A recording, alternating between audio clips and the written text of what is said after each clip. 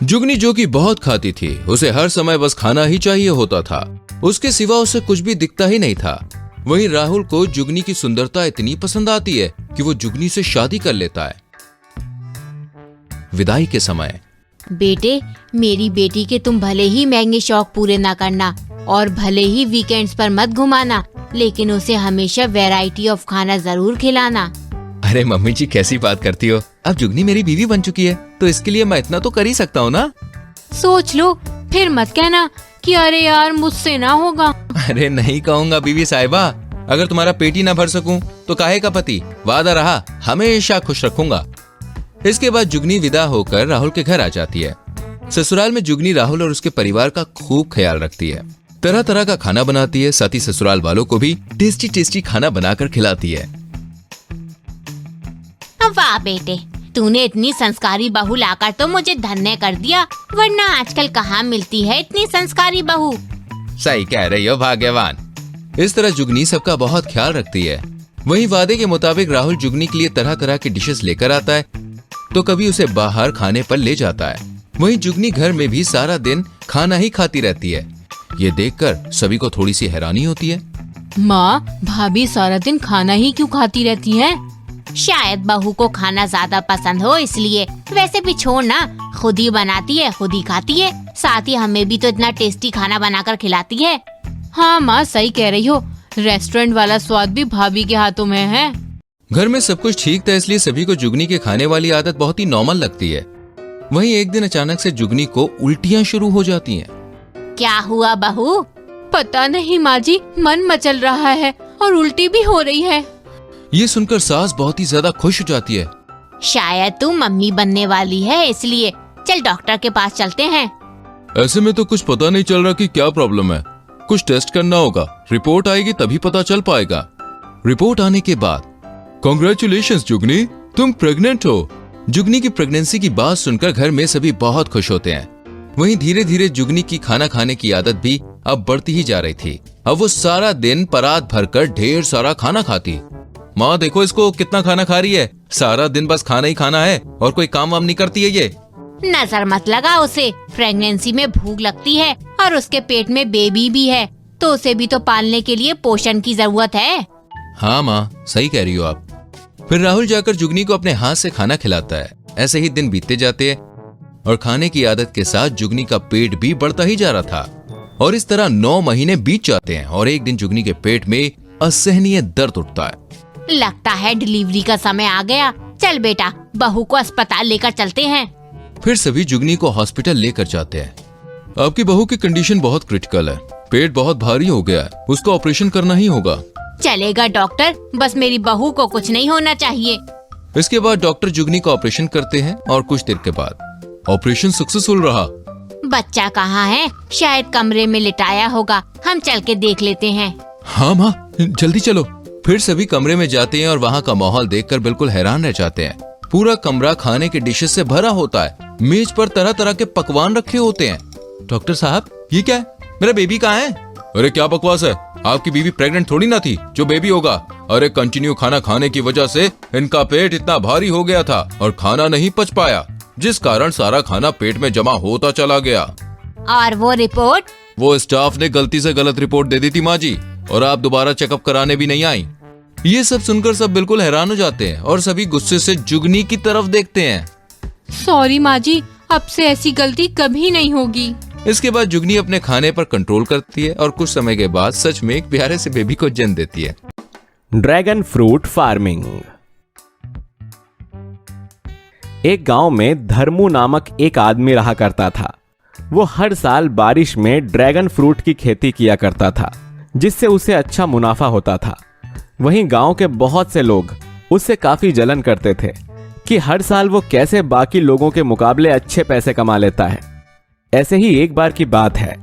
अरे भाई धर्मू, बारिश तो बस आने ही वाली है, इस बार खेतों में क्या बोने का विचार है? वही हर साल की तरह ड्रैगन फ्रूट, और क्या? यार एक बात तो बता, हम सबके खेत तो बकरियां चढ़ जाती हैं, चील कौवे परेशान कर देते हैं, तेरे खेतों में कोई कैसे नहीं आता? जो अपने खेतों को हर मुश्किल से बचाए वही असली किसान कहलाता है, और असली किसान कभी अपनी किसानी के तरीके नहीं बताता है। हाँ, ये बात भी सही है। अच्छा ठीक है, मैं चलता हूं। वहीं धर्मू हर साल की तरह इस बार भी खुशी खुशी अपने खेतों में ड्रैगन फ्रूट बोता है और उसकी खूब सेवा करता है। वहीं खेतों में चील कौवे ना आ जाएं, इसीलिए लकड़ी में मटकी लटकाकर एक पुतला जैसा खेत में खड़ा कर देता है। वहीं धर्मू से जो लोग जलते थे वो दूर से ये सब देख रहे होते हैं। अच्छा तो ये बात है, ये पुतला बनाकर खेतों में लगा देता है, इसीलिए इसकी फसलों के पास जानवर नहीं आते और इसकी फसल अच्छी उगती है। लेकिन इस बार ऐसा नहीं होगा। जब हमारी फसल अच्छी नहीं हुई तो हम इसकी कैसे होने देंगे?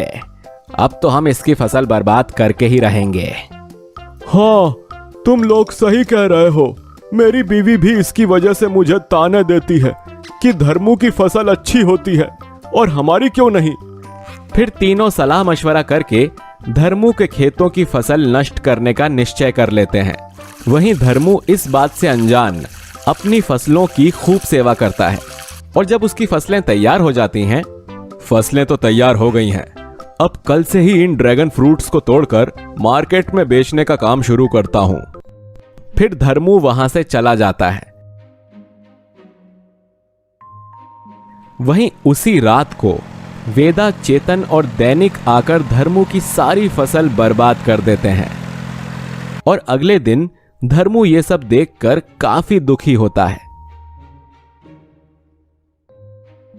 मेरी सारी फसल बर्बाद हो गई, अब मुझे फिर से फसल उगानी पड़ेगी। दुखी मत हो दोस्त, मैं तेरी मदद करूंगा। नहीं दोस्त, तू रहने दे, मैं खुद ही कर लूंगा। फिर धर्मू दोबारा से खेतों में ड्रैगन फ्रूट बोता है और इस बार बड़ी ही सावधानी के साथ रहता है। उस बार तो पुतला लगाने के बाद भी ना जाने किसने फसल बर्बाद कर दी। वो जानवर तो नहीं हो सकते, पक्का कोई इंसान ही था। अब उसका पता लगाना ही होगा, साथ ही फसलों की रखवाली भी करनी होगी। फिर धर्मू अपनी फसलों की रखवाली करने के लिए एक बड़ा सा रिमोट कंट्रोल ड्रैगन तैयार करता है और गांव भर में ये बात फैला देता है कि उसके खेतों की रखवाली उसका पालतू ड्रैगन करता है और अगर उसके पास कोई जाएगा तो ड्रैगन उसे मार कर खा जाएगा। वहीं धर्मू अपने द्वारा बनाए हुए रिमोट कंट्रोल ड्रैगन के अंदर बैठकर उसे ऑपरेट करता है और अपने खेतों के आसपास घुमाता रहता है, जिसे देखकर इंसान तो क्या, चील कौवे भी नहीं आते थे। ऐसे ही दिन बीतते जाते हैं और वो दिन भी आ जाता है जब उसके खेतों के ड्रैगन फ्रूट्स पक कर तैयार हो जाते हैं। वहीं रात के समय धर्मू ड्रैगन के अंदर छुपकर रिमोट कंट्रोल के जरिए ड्रैगन के सोने की एक्टिंग करता है। तभी वो देखता है कि तीनों दोस्त उसके खेतों के पास ही आ रहे हैं। देख, वो ड्रैगन सो रहा है, चल जल्दी से उसके ड्रैगन फ्रूट्स की खेती बर्बाद कर देते हैं। हाँ हाँ जल्दी चलो, हम इस साल तो इसे अच्छे पैसे कमाने नहीं देंगे, कुछ भी हो जाए। इस तरह तीनों धर्मू की खेती बर्बाद करने जा ही रहे होते हैं कि तभी धर्मू पुलिस को कॉल करके बुला लेता है और पुलिस आकर उन्हें अरेस्ट कर लेती है। वहीं तब तक धर्मू भी वहां आ जाता है। ये हमें अरेस्ट क्यों किया जा रहा है? क्योंकि तुम लोगों ने मेरी खेती बर्बाद की और एक बार फिर से तुम इसे बर्बाद करने की कोशिश कर रहे थे। यकीन नहीं होता तो ये लो सबूत। वो ऐसा कहते हुए मोबाइल में वीडियो दिखाता है। और वेदा, तू तो मेरा दोस्त था, तू ऐसा करेगा मैंने कभी नहीं सोचा था। इसके बाद पुलिस तीनों को वहां से ले जाती है।